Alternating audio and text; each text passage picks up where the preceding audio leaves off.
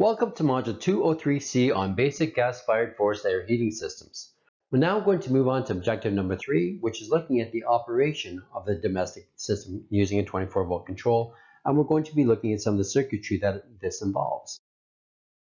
When we look at the control circuit for a typical heating system, there's a number of different components that we need to be aware of within this circuit.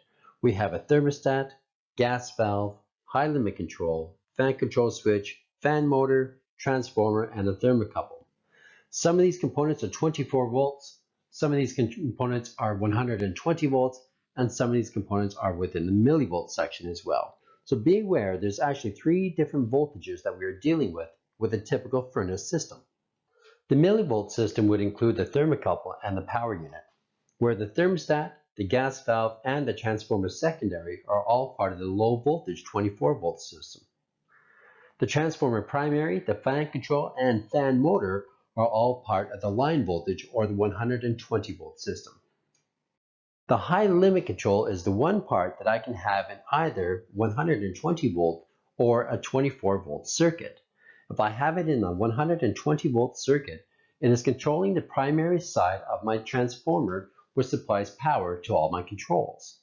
If I have it in my 24 volt circuit, I'll have a high limit control in series with the thermostat and the main gas valve in order to control it there. Remember, the purpose of the high limit is to make sure that the air inside the plenum itself does not get dangerously hot.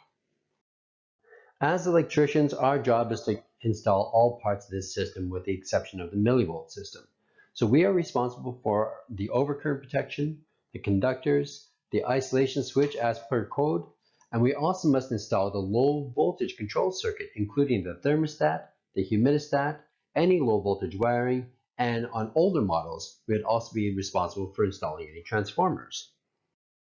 We also must be able to locate and replace the thermocouple, locate and set the fan control, as well as the high limit switches.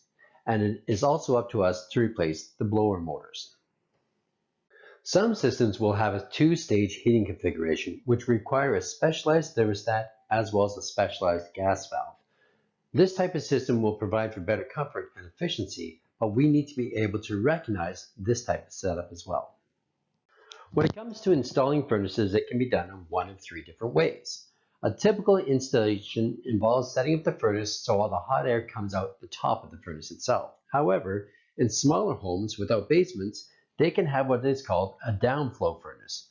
This type of furnace blows the heated air down into the floor ducts underneath it, and it requires an extra high limit switch. So we will have one on top of the furnace, and we will have one at the bottom inside the heat exchanger. These 2 high limit switches are connected in series with each other. We can also have a horizontal mount furnace, and they're good for mounting in crawl spaces, but they also require 2 high limit controls. Each different furnace needs to be built for the application, and we cannot simply just take a furnace and mount it any way that we would like. In the other module, we looked at closed circuit control, and that would describe the cycle of operation. When it comes to a basic furnace, make sure you are reviewing the cycle of operation on page 23 of your module to understand what the heating process is and what part of the furnace is activating upon which setting. When it comes to heating and cooling, one of the most important jobs an electrician has is understanding how to troubleshoot the system in case something's not working correctly. So it is important to understand how the 24 volt circuit works and what components should be working together. Troubleshooting an older furnace is usually a fairly straightforward process since there's not very many things that we need to concern ourselves with. The very first thing you should do if you're not getting heat from a furnace when you should is check for the transformer. Do you have 24 volts coming out of the transformer? If you do have 24 volts leaving the transformer, your next step is going to be to check the thermostat. You're going to want to check it in both the open and the closed position. So with the thermostat open, check between the R and the W. You should have 24 volts there. Then close the thermostat, check between the R and the W again, and see if you have 0 volts. This will tell you whether or not your thermostat is operating correctly.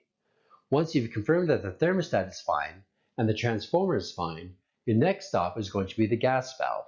Check the gas valve for the appropriate voltage and the resistance. The voltage should be 24 volts, and with the thermostat open, you should have some sort of resistance there. It should not be zero and it should not be infinite. If it is either zero or infinite, that means we either have a shorted out coil or we have an open inner coil. So we're going to be looking for some value of resistance, be it a couple hundred ohms or whatever the manufacturer says it should be. The last thing to do is test the thermocouple. Look for the millivoltage range of 26 to 32 millivolts when it's inside the pilot light flame. Once you confirm that all these things are working properly, you should have found the problem somewhere along the lines. If you haven't, it could be a gas valve problem, in which case we need to call in a gas fitter. You have now reached the end of this objective. Review your module, complete the knowledge check, and then continue on to the next video.